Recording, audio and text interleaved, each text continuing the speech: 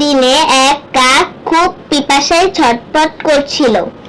অনেকক্ষণ উড়ে উড়ে শেষে সে এক বাড়ির উঠানে একটি মাটির কলস দেখতে পেল।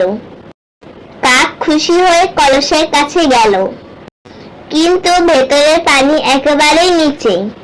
সে অনেক চেষ্টা করলো, দানা নামালো, ঠোঁট বাড়ালো, কিছুতেই পানি খেতে পারছিল না। তখন সে বুদ্ধি করতে লাগলো। হঠাৎ তার মাথায় একটি আইডিয়া আসলো।